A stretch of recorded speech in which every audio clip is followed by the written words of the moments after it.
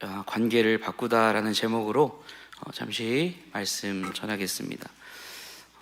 여러분들은 세례가 어떤 의미를 담고 있는지 혹시 알고 계십니까? 세례는 예수 그리스도께서 친히 제정하신 그리고 명령하신 거룩한 예식입니다. 그럼에도 불구하고 우리는 세례를 받았지만 그 의미에 대해서 잘 모르는 경우가 많은 것 같습니다. 군대에 가면 이제 초코파이 받으려고 세례 받는다, 진중 세례식 가면 정말 이렇게 신앙이 없음에도 불구하고 그냥 이렇게 찍어내듯이 세례를 받는 경우도 보게 됩니다. 4주간 세례에 대해서 함께 생각해 보려고 하는데요.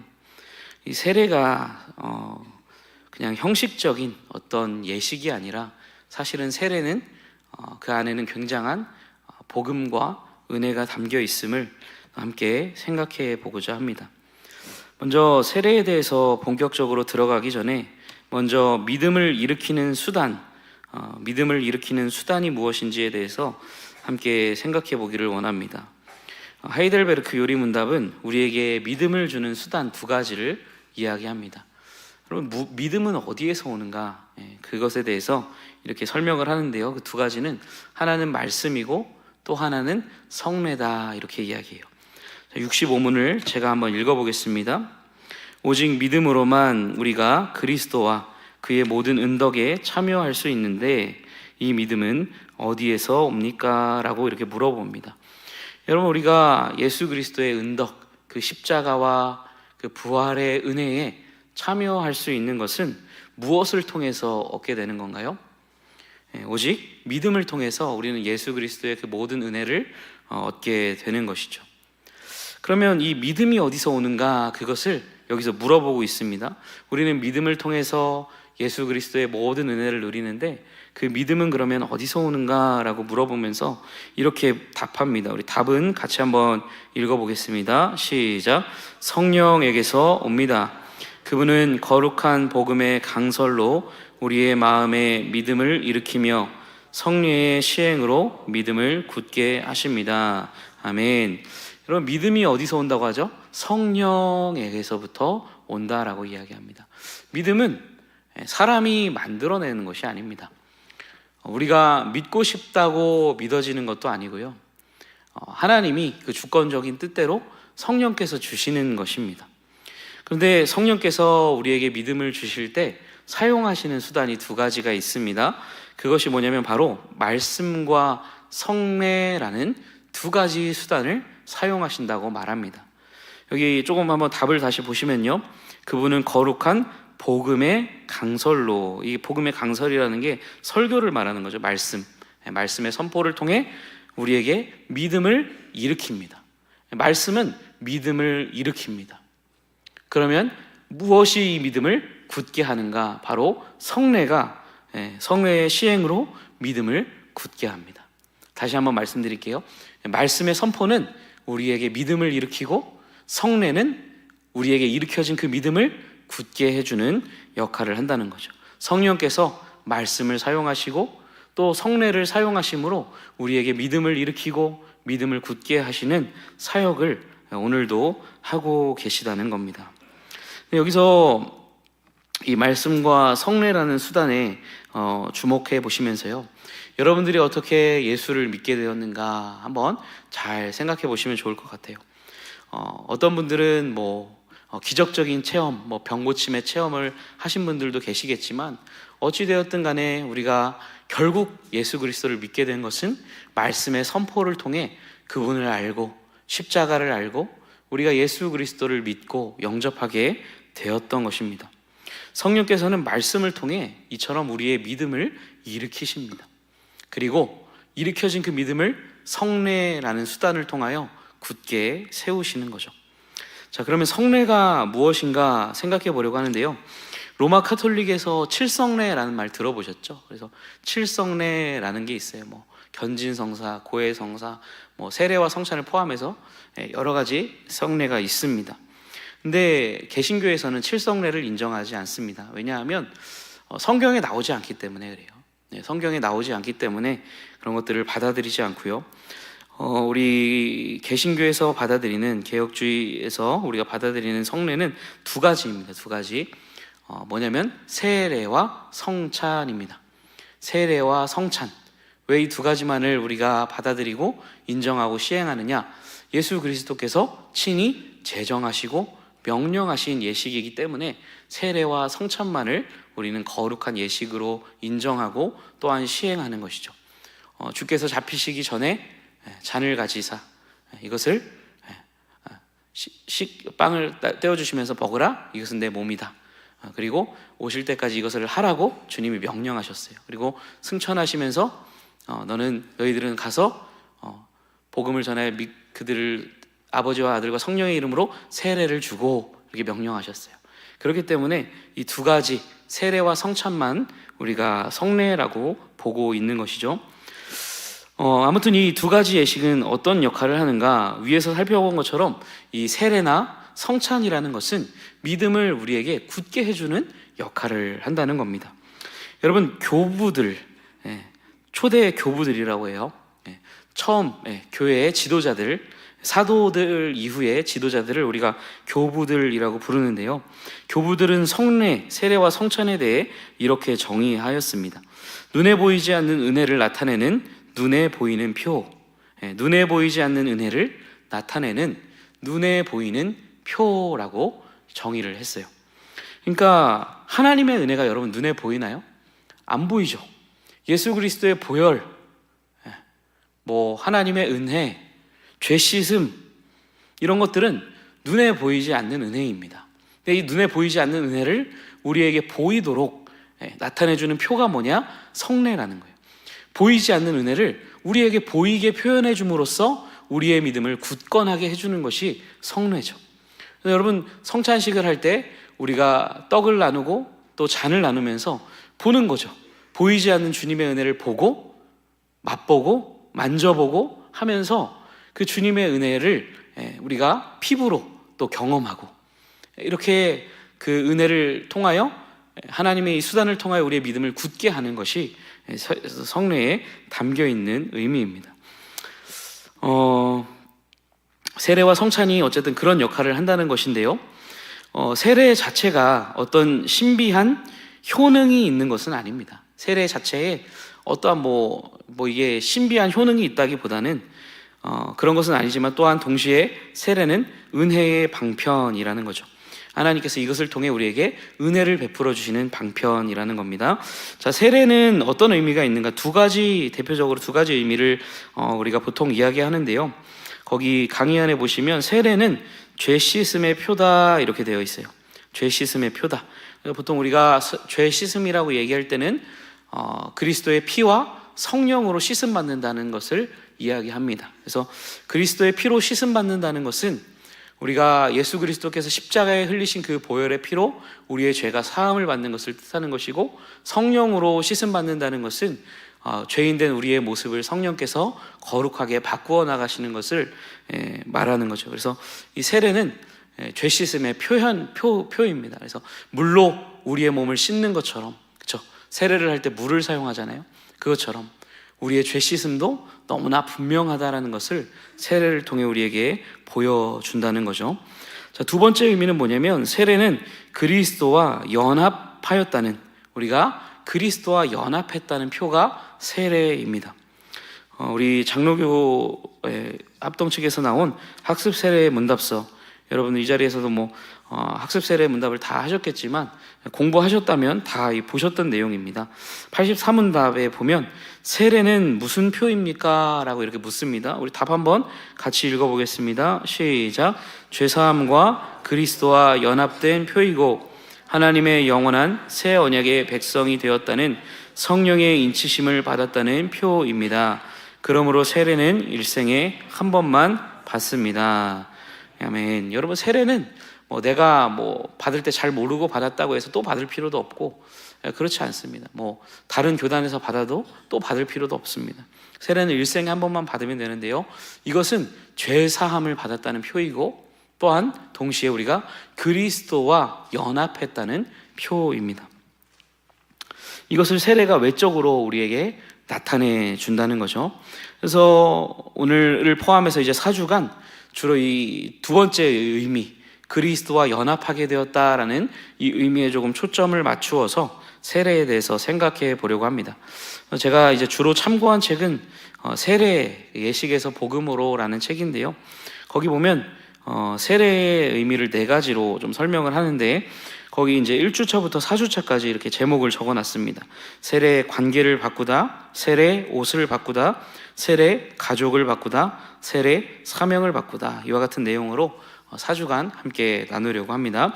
오늘은 세례 관계를 바꾸다라는 내용으로 은혜를 나누기 원합니다. 설교를 준비하면서 2023년 8월에 통계청에서 발표한 자료를 찾아보게 되었는데요. 사회의 조사로 살펴본 청년의 의식 변화라는 통계청 자료입니다. 이 자료에 의하면 10년 전에만 하더라도 이 비혼 동거, 그러니까 결혼하지 않고 동거하는 것을 동의하는 청년이 61.8% 정도였는데, 현재 23년도 작년에 발표된 자료입니다. 작년에 발표된 자료 때 보니까 이 청년들의 80.9%가 80%예요. 80%가 동거, 비혼 동거에 찬성한다라는 의식 조사 결과가 나왔다고 합니다. 그럼 여기에는 저는 미디어의 영향이 꽤 컸다고 생각을 합니다. 우리 아이들, 청소년이 어려서부터 접하는 이 영상 매체에서 동거하는 것을 굉장히 자연스러운 것으로 그리죠. 남자 여자가 결혼하지 않아도 함께 살 수 있고, 좋아하면 같이 살아도 되고, 그런 것들을 너무나 아무런 분별력이 없이 어려서부터 이렇게 보다 보니까 우리 아이들의 이 머릿속에는 동거는 할 수 있는 것이구나, 괜찮은 것이구나 라는 인식이 자리하게 되는 것이죠. 들려오는 이게 사실인지는 모르겠어요. 근데 넷플릭스나 이런 데도 동성애에 관련된 내용들이 들어가지 않으면 안 된다, 그런 이야기들도 있더라고요. 그래서 실제로 그런 내용들이 많이 들어가고 있고요. 굳이 그런 내용이 없어도 그 내용이 연결됨에도 불구하고 굳이 그런 설정이나 내용을 집어넣는 것이죠. 어쨌든 이 동거에 대한 인식이 이렇다는 거예요. 80% 이상의 청년들이 동거를 찬성한다는 것입니다. 여러분, 그러면 동거하는 이유가 뭘까요? 여러분들은 왜 동거한다고 생각하세요? 제가 궁금해서 찾아봤는데요. 동거하는 다양한 이유 중에 하나는 이혼 방지라고 합니다. 이혼 방지. 무슨 말이냐면요, 이 사람과 동거해서 살아보고 맞으면 계속 가고 맞지 않으면 헤어지면 되니까 굳이 이혼하지 않아도 되는 거잖아요. 그러니까 이혼이 방지된다는 거예요. 그래서 안전하게 동거를 먼저 해본다는 거죠. 여기 깔린 생각은 이겁니다. 어떻게 살아보지도 않고 이 사람과 평생을 함께 할 수 있느냐? 내가 이 사람이 어떤 사람인지 모르는데 어떻게 이 사람과 평생을 함께 하겠어? 라는 두려움이 동거에는 깔려 있는 겁니다. 그래서 이 사람과 같이 살아보고 헤어질지 결혼할지를 결정하겠다라는 것이 동거예요. 그럼 여러분, 결혼은 동거와 어떤 차이가 있을까요? 결혼과 동거의 차이. 결혼은 더 이상 더 나은 짝을 고르지 않겠다는 선언이에요. 더 이상 더 나은 사람을 고르지 않겠다는 거예요. 이 사람을 바꾸지 않겠다는 선언이 결혼입니다. 배우자가 어떤 모습이든지 배우자를 바꾸지 않겠다. 연애할 때 좋은 것만 보다가 결혼을 했을 때 화장하지 않은 모습도 보고 코 고는 모습도 보고 좋지 않은 모습들이 보일지라도 내 배우자를 바꾸지 않겠다. 이것이 동거와 결혼의 차이입니다. 그래서 남녀가 결혼식을 할 때 선언을 하잖아요. 나 누구누구는 신랑을 또는 아내, 이 사람을 아내로 맞이하여, 신부로 맞이하여 앞으로 평생토록 괴롭거나 즐겁거나 아프거나 건강하거나 그 외의 모든 환경 속에서도 사랑하고 그렇게 죽음이 다하는 날까지 끝까지 책임지겠다. 검은 머리 팥불이 될 때까지 사랑하겠다. 이렇게 하객들과 또 하나님 앞에서 서약을 하지 않습니까? 그리고 동거와 결혼의 차이가 이런 거예요. 더 이상 나은 상대를 고르지 않겠습니다. 후회가 되더라도 그래도 끝까지 이 사람을 사랑할 것이고 이 사람을 책임지며 사랑하겠다는 것이 바로 결혼이라는 거죠. 제가 왜 결혼에 대한 이야기를 할까요? 세례는 마치 결혼과 같은 것이기 때문입니다. 여러분, 남자와 여자가 결혼한다는 건 어떤 의미가 있죠? 창세기에 보면 뭐라고 말씀하죠? 이러므로 남자가 그 부모를 떠나 여자와 합하여 둘이 한 몸을 이룰지로다. 결혼은 한 몸이 되는 것입니다. 결혼은 하나가 되는 것입니다. 그러면 세례는 뭘까요? 그리스도와 합하는 거예요. 결혼하고 비슷하죠? 그리스도와 연합하는 것입니다. 비유적으로 말하면 그리스도와 결혼하는 것이 바로 세례에 담긴 의미라는 겁니다. 오늘 우리가 함께 읽은 성경 갈라디아서 3장 27절인데요. 같이 한번 읽어보겠습니다. 시작. 누구든지 옷 입었느니라. 아멘. 이 말씀에 보면 그리스도와 합하기 위하여 세례를 받은 자는 이라고 말씀합니다. 세례를 받는다는 건 어떤 의미라는 거예요? 그리스도와 합했다라는 의미라는 거예요. 그리스도와 합했다. 마치 남자와 여자가 결혼함으로 한 몸을 이루듯 이 사람은 그리스도와 연합한 사람이다 라는 의미가 세례에 담긴 의미입니다. 세례 자체에 어떤 효력이 있어서 세례만 받으면 우리가 그리스도와 합하게 되는 것은 아닙니다. 믿음이 없음에도 불구하고 아무런 믿음 없이 그리스도에 대한 신앙 고백 없이 그냥 형식적으로 세례를 받는다고 기계적으로 자동으로 그리스도와 합하게 되는 것은 결코 아닙니다.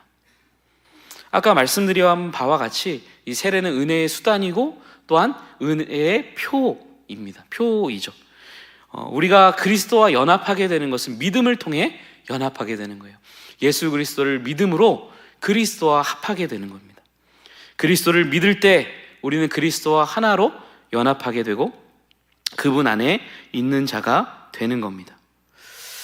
결혼한 것과 같은 상태에 이르게 되는 것은 믿음을 통해 되는 거예요. 그럼 세례는 뭔가 우리가 믿음으로 그리스도와 연합했다는 것을 우리에게 보이지 않는 그 은혜를 믿음으로 그리스도와 하나 된 은혜를 보이도록 우리에게 선언해주고 확증해주는 표가 세례라는 거죠. 이런 겁니다. 세례를 받음으로 이 사람은 그리스도와 연합하게 된 사람임을 삼위 하나님 앞과 성도들 앞에 이렇게 보여줍니다. 그런 의미가 있는 거죠. 이 사람은 그리스도를 믿어 그리스도와 결혼한 사람입니다. 그리스도와 하나가 된 사람입니다 라는 의미가 세례에 담겨 있는 겁니다. 여러분, 결혼식이 굉장히 뜻깊은 것처럼 우리가 받은 세례도 사실은 굉장히 감격스러운 그런 날이었던 거예요. 여러분들이 세례 받으셨던 그때 한번 생각해 보시기 바랍니다. 유아 세례, 잘 기억이 나지 않으실 수도 있겠지만 유아 세례일 수도 있고요. 또 장성하여 세례를 받았던 그 순간 우리가 믿음으로 예수 그리스도를 믿음으로 세례를 받았다는 것은 하나님께서 이 사람을 주님과 합한 사람으로 선언하셨다는 그런 굉장히 감격스러운 순간이었다는 거죠. 여러분, 우리는 믿음으로 그리스도와 하나로 연합하게 되었고 세례를 통해 그것을 확증하게 된 자들인 줄로 믿습니다. 여러분, 우리는 그리스도와 하나가 된 자들이에요. 여러분들은 그리스도 안에 있으며 그리스도와 하나가 된 자들임을 세례가 분명하게 표현하고 나타내 주는 겁니다. 여러분, 우리는 믿음으로 그리스도와 하나가 이렇게 되었는데요.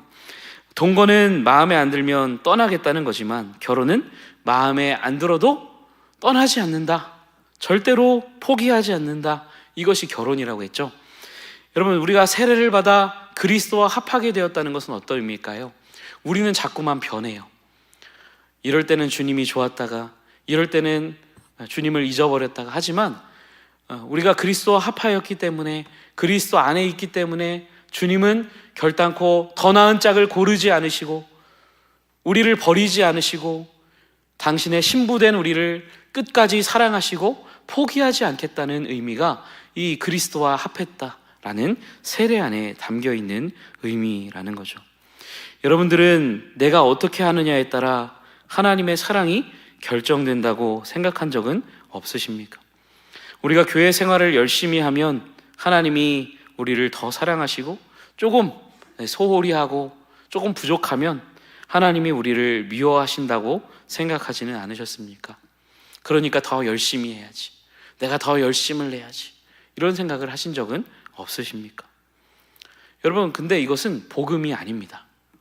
이것은 성경이 말하는 기독교 복음이 아닙니다.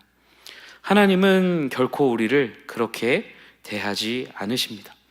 에베소서 1장 4절로 5절 말씀 같이 한번 읽어보겠습니다. 시작. 곧 창세전에 그리스도 안에서 우리를 택하사 우리로 사랑 안에서 그 앞에 거룩하고 흠이 없게 하시려고 그 기쁘신 뜻대로 우리를 예정하사 예수 그리스도로 말미암아 자기의 아들들이 되게 하셨으니 아멘. 이 말씀을 보니까 우리를 창세전에 선택하셨다고 말해요. 참 우리가 뭐라고, 그렇죠? 우리 같이 악하고 부족하고 실수가 많은 우리들을 아무런 조건 없이 창세전에 택했다는 것은 우리가 선을 행하지도 않고 악을 행하지도 않았을 그때에 하나님의 그 주권대로 그냥 그분의 기쁘시고 선하신 뜻대로 우리를 선택해 주셨다는 의미입니다. 그러면 로마서 5장은 또 말씀하죠. 우리가 연약할 때에, 우리가 죄인 되었을 때에, 하나님과 원수 되었을 때에 그리스도께서 우리를 위하여 죽으심으로 하나님께서 우리에 대한 자기의 사랑을 확증하셨다라고 말씀합니다. 우리가 무엇을 잘하기는커녕 최악의 상태일 때, 최악의 상태일 때, 진짜 최악이다 할 때, 그렇죠? 나도 내 모습이 싫을 때, 그렇죠? 그럴 때 있죠. 정말 내 모습이 내가 보기에도 너무나 싫을 때, 하나님께서는 그런 우리를, 원수 되었던 우리를 위하여 아들 예수 그리스도의 생명을 내어주시고 사랑하셨다. 여러분, 그 하나님의 사랑이 세례 안에서도 그대로 나타나는 거예요. 더 이상 더 나은 짝을 고르지 않겠다. 나와 하나로 합한 이 성도를 내가 끝까지 사랑할 것이다. 포기하지 않을 것이다. 그리스도와 합한 자에게 선포되는 은혜이고 이것이 복음입니다. 윌리몬이라는 사람이 쓴 기억하라 내가 누구인지를 이란 책이 있어요. 세례에 대한 책인데요, 거기에 보면 이런 글이 있습니다. 제가 먼저 한번 읽어보면요, 복음 기쁜 소식은 요건 조금 있다가 복음 기쁜 소식은 우리가 그분과 잘 지내려 애쓸 필요가 없다는 소식입니다. 그럼 복음은요, 우리가 주님과 잘 지내려고 애쓸 필요가 없다는 거예요. 조금 이상하시죠? 애써야 하는 거 아닌가? 우리 안에는 그런 생각이 많은데요, 계속 읽어보겠습니다. 복음은 우리가 주님과 이미 화목하게 되었다고 이야기합니다. 어딘가에 다다르려 애써야 하는 것이 아닙니다. 우리는 이미 그곳에 있습니다. 우리는 그분의 선한 은총에 가까워지려 애써야 하는 비참하고 가련한 이들이 아니라 그분의 은총으로 이미 왕좌에 오른 왕족입니다 라고 이야기합니다. 여러분, 무슨 말인지 알겠나요? 복음이란 우리가 애써야만 하나님 앞에 받아들여진다는 것이 아니라는 거예요. 복음은 뭐냐면요, 이미 그리스도의 은총 때문에 이미 우리는 하나님께 받아들여진 자이고 하나님의 자녀이고 그 그리스도 하나님의 왕좌에 오른 왕족이 되었다라고 말하는 것이 복음이라는 거죠. 여러분, 이 말의 의미에 대해서 윌리몬이 계속해서 이렇게 말을 하는데요, 한번 우리 앞에 화면을 보고 같이 한번 의미를 생각하면서 읽어봤으면 좋겠습니다. 읽어보겠습니다. 우리는 이 복음, 기쁜 소식을 각종 의무로 덮어버립니다. 타인을 사랑해야만 한다. 더 잘 살아야 한다. 나이에 걸맞게 성숙해져야 하고 그렇게 행동해야 한다. 주님께 당신을 바쳐야만 한다. 그러나 세례는 당신이 무엇이 되어야 하는지, 무엇을 해야만 하는지 거의 아무것도 말해주지 않습니다. 다만 세례는 당신이 누구인지를 이야기할 뿐입니다. 아멘. 여러분, 이 마지막 말이 중요해요. 세례는 여러분들에게 뭘 하라고 이야기하는 게 아니라 당신이 누구인지를 이야기한다는 거예요.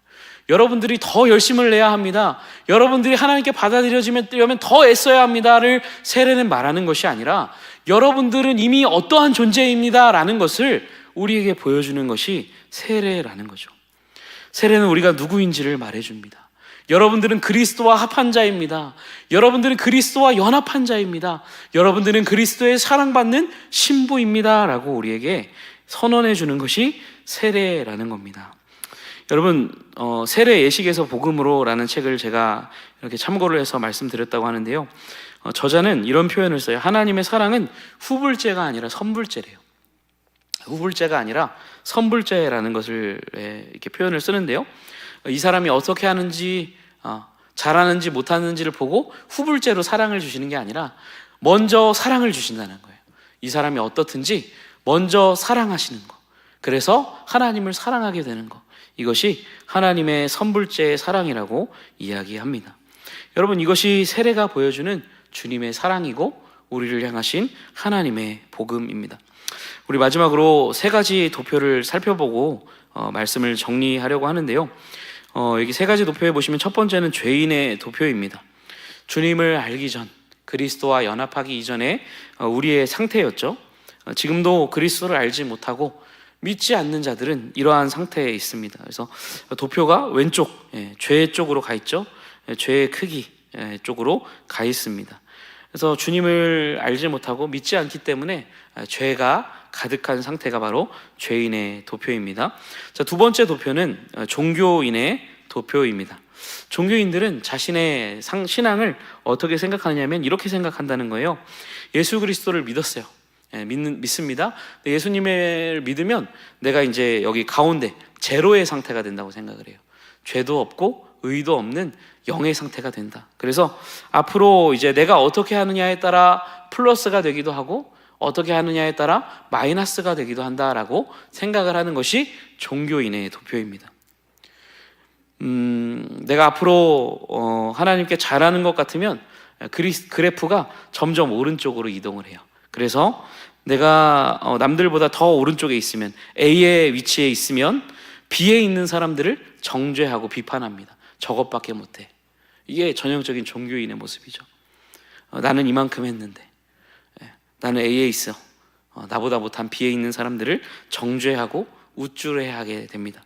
이것이 종교인들의 모습이고요. 근데 만약에 하나님께 잘못하는 것 같으면 그래프가 점점 왼쪽으로 이동합니다. 그래서 하나님이 이제는 나를 싫어하실 것 같고, 그리고 정죄감과 열등감에 빠지게 되는 거죠. 이것이 종교인들이 가진 생각이에요. 그리스도와 연합한다는 것이 무슨 의미인지를 아직 잘 알지 못하는 것이죠. 마지막 세 번째 그래프는 세례를 통하여 그리스도와 연합한 사람의 그래프입니다. 그래프가 죄인의 그래프와 정반대로 이미 가 있죠. 그래서 그리스도와 연합한 사람은 그리스도의 피로 그 죄가 씻겨져 제로의 상태가 될 뿐만 아니라 예수 그리스도께서 죽기까지 온전히 순종하신 그 그리스도의 완전하신 의를 그에게 전가해 주심으로, 그에게 완전한 의를 주심으로 말미암아 그의 의가 영원하고 완전한 의의 상태에 이르게 되는 거예요. 이 의는 우리의 어떠함에 따라 달라지지 않아요. 우리의 의가 아니라 그리스도가 우리에게 주신 의이기 때문에 변함이 없는 의입니다. 이것이 그리스도와 연합한 자가 누리는 복인 줄로 믿습니다. 여러분, 말씀을 정리하겠습니다. 세례는 하나님이 우리에게 은혜를 베푸시는 방편 중에 하나입니다. 하나님께서 우리에게 주신 은혜를 볼 수 있게, 느낄 수 있게 해주는 표가 세례입니다. 그런 의미에서 세례는 우리가 예수님과 하나가 되었다, 너희는 그리스도와 하나다라는 것을 모든 사람과 삼위 하나님 앞에서 드러내주는 표라는 것입니다. 우리는 믿음으로 그리스도와 연합하여 그리스도 안에 있는 자들입니다. 우리의 죄가 사함받았을 뿐만 아니라 그리스도가 성취하신 완전하신 의를 우리에게 주셨기 때문에 우리의 의의 크기가 영원토록 흔들리지 않는다.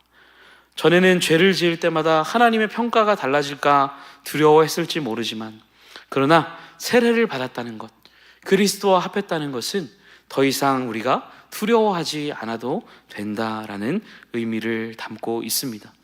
주님은 더 이상 나은 짝을 고르지 않으십니다. 너희의 모습이 부족해도 나의 신부된 너희를 끝까지 사랑하겠다.